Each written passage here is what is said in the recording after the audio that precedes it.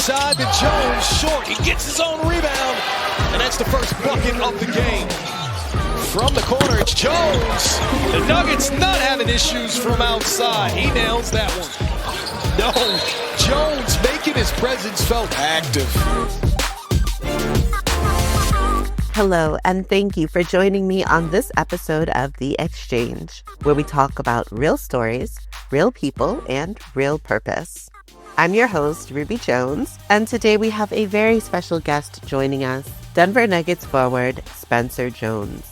Spencer isn't just making moves on the court. He's making an incredible impact off the court with his new youth-focused initiative called Spencer's Kids.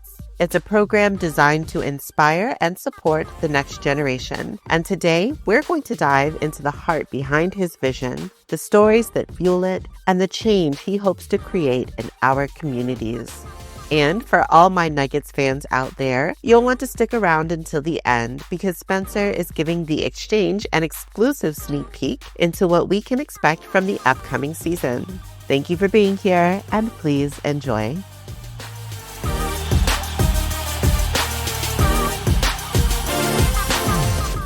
What inspired you to start the organization?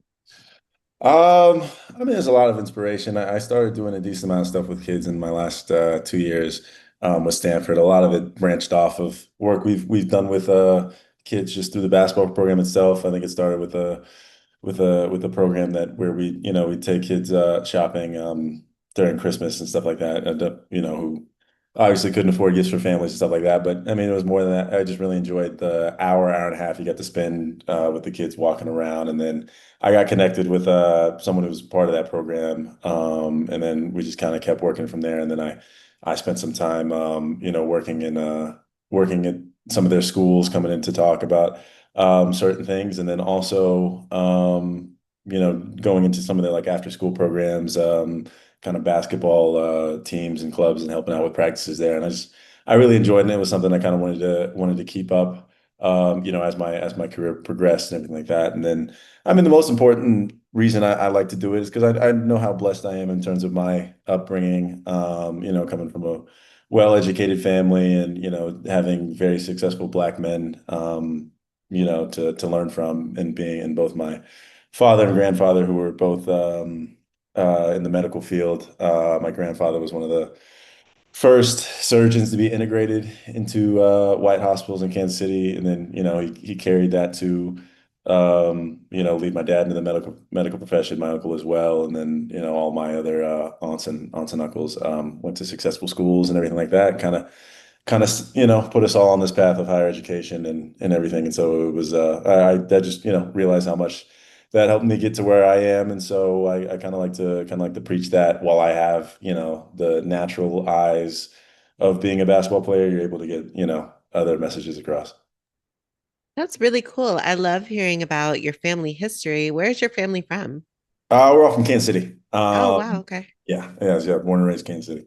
Nice. And do you have siblings? Yes, I have three. I'm the third, or sorry, yeah, I have three. I'm the third. Older brother went to Penn. Like I said, higher education was pretty big deal for us. Went to Penn, finishing up at KU with the master's in mathematics, and then older sister went to Wellesley. She now lives in Minneapolis doing some work. Her stuff is always interesting. She worked for like a Japanese foundation in New York. I think she's still working there, just remote, and then moving on to something. But she was always into East Asian studies and business over there. And then my little brother's at Kansas University as well, doing music. That's really cool. So, what brought you to athletics out of all of that? It sounds like everybody was very like Yeah, well, traditional. we all played sports. I was the only one to take it far enough into college. I mean, but we were all pretty athletic in high school and stuff like that. My dad ran track at Harvard, so there was that growing up. But no, I mean, like even my perspective on sports was, I mean, yeah, when you're young, the goal was, yeah, NBA player, and then you go through it, and as I got to high school, it was like you kind of want to dull it down to more approachable steps and everything like that. So I mean, really the goal through high school was just to use it to get to a good school, and get to get college pretty much paid for, or make it look better on your resume to get into those upper echelon schools to kind of help the academics piece. And obviously did that with Stanford, and even then I wasn't planning on the whole MBA thing. Figured, yeah, I just didn't know if I was good enough at the time. I would work towards it, but so yeah, I ended up doing industrial engineering just because, go to Stanford, want to get at least a solid degree and everything like that. I thought I would do something in the medical field, probably healthcare tech, something on the startups as I got integrated, in that community out there and stuff like that. But then about halfway through, I kind of knew the MBA was a viable option, and so you start looking to do that stuff. But I always made a concerted effort to keep that community and that network that I'll eventually use here in the future. Wow. That's a really interesting path that you've taken. And what a huge blessing. You're absolutely right. And the fact that you are willing to share what you've learned and your experiences and, all of the values that you gained in your childhood with these children who are involved in your program, I commend you for that. I think that's great. Now, Thank you. what ages do Spencer's kids primarily serve? So yeah, it primarily serves ages, I would say. So like I had Dr. Silva kind of group up the kids there. Like I mean, I definitely wanted old enough to really get what I was saying at that level, and especially with like some of the kids that we have in the program. Some of them have kids of themselves, so it's like like you can really dive into a lot of seriously hitting subjects and stuff like that. And I really wanted to get there. So it's around, like, we don't have like a strict age limit, but it's mainly high school. Like the kids that I've worked with this week, it's been pretty much, I'd say, youngest maybe 14 all the way up to 18, 19, around that age group, where they're, getting to the end of high school, trying to figure out, what's next. And we're just trying to show them, kind of all the options that are out there, and everything they can kind of do, beyond, what they've probably seen in their own communities. Nice. Okay. So, what are some of the programs and activities that you all do on a regular basis? Yeah, so this week has been interesting. I mean, we've been, like I said, it's a new program that we're starting up, and so we're figuring out exactly how to structure it long term. But for this week, as short term, we're dabbling into a bunch of different subjects. Monday was just the intro, getting to know them and everything like that. So then you kind of know where to build off of. And then yesterday was about kind of public speaking, which I thought was a big deal because I mean, you figured it out at least early on Monday. A lot of the kids when they're talking, their heads are down, quiet voice. I guess it's tough. You don't learn that your voice has worth, matters that much, and it's carried on into everything, even if you're not giving speeches. You have to be able to speak and project yourself, project your ideas, opinions, and everything, because all those things are valued in where you work and what you do. And so that was the big one, was learning how to public speak, how to present yourself. A couple of them got to tell them to pull up their pants and stuff like that. Everything. But that's that's how it is. And then today, because after this, I'll actually head out there to do some work. Today's mental health, just talking about all the struggles that they have, being open with it. I mean, even though I grew up in a pretty successful and great upbringing, I mean, there's still the tendencies of, especially those especially those with who are, people of color, especially males, don't talk too much about that stuff. And that was, similar growing up.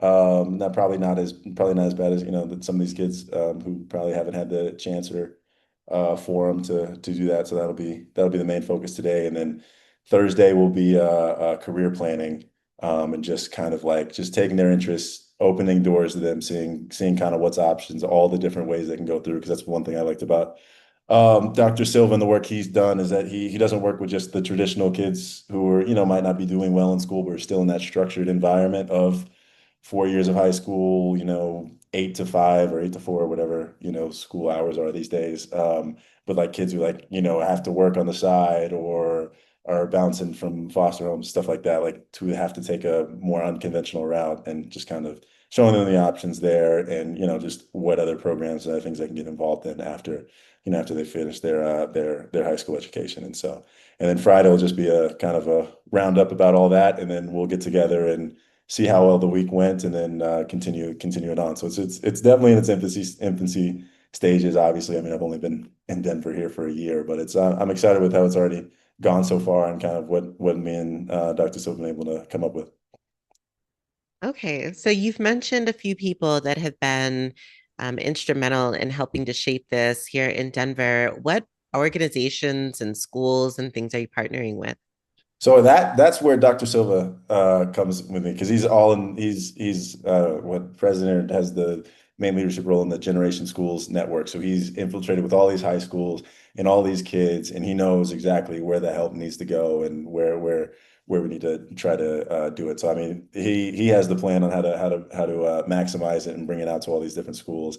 And so I just told him, like, hey, let's take a small group right now, see how that works, because I want to get it right on the personal level before you try to get a bunch of kids into everything. I mean, because that was the main thing with my community service. I don't want it to, I could do a camp and have 200 something kids, but I mean, they'll get something out of it, of course. And there's no disrespect to the players that do camps. I mean, they're definitely beneficial and stuff like that. But I wanted to do something more on the personal level, because that's where I get the most out of it. That's where I, get a good feel from it and stuff. And so I wanted to be able to keep that as we grow it. So I didn't mind starting small and building it out from there. You talk about what you'll get from it. And I know that working with kids, typically you're there to impact them, but they end up really impacting you. So, in the time that you've worked with kids, not just in Denver, but before getting here, what has been the biggest impact that they've had on you? I mean, obviously they give you the gratitude part. And for me, yeah, like helping them, learning about their struggles, everything they go to. I mean, it really diminishes my personal problems, daily problems on a daily basis.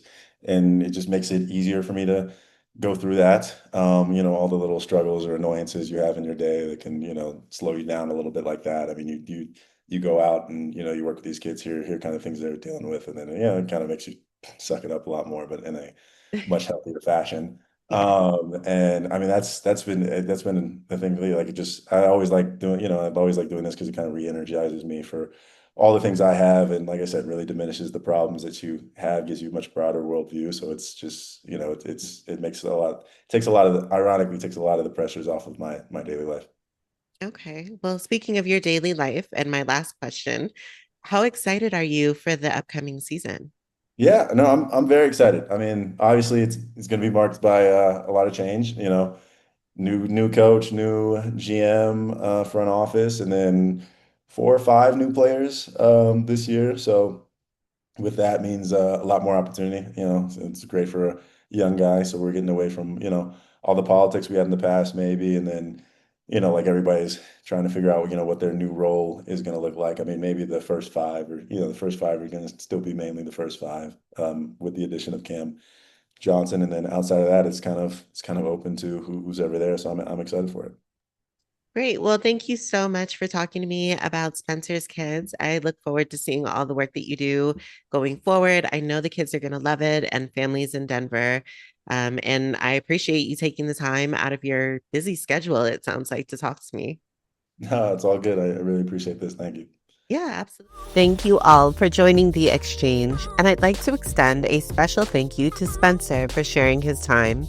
Nuggets fans, I know you're as excited as I am after hearing those exclusive insights about the upcoming season. We will definitely be watching closely and cheering the team on every step of the way. If you enjoyed this video, be sure to like and subscribe for more insightful conversations featuring real stories, real people, and real purpose. To learn more about Spencer's Kids and how you can get involved, follow him on Instagram at skjones24. Thank you again for listening, and we'll see you next time.